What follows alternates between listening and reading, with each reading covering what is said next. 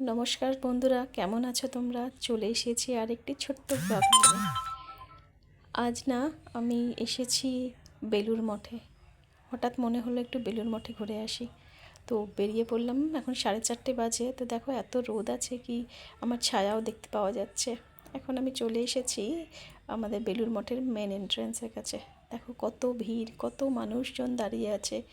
কত দূর দূর থেকে মানুষ এখানে আসে ঠাকুরের দর্শন করতে, শ্রীরামকৃষ্ণের, মা শারদার, স্বামী বিবেকানন্দের দর্শন করতে।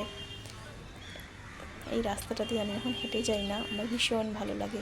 চারিদিকে এত সবুজ, এত গাছপালা, আর তার সাথে থাকে পাখির কলরব।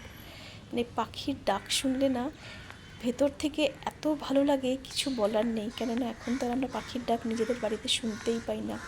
হয়তো গ্রামের দিকে এখনও একটু শোনা যায়, বাট যারা এই দেখো ঠাকুর যেখানে আছেন সেই যায় স্থানটি কী অপূর্ব না!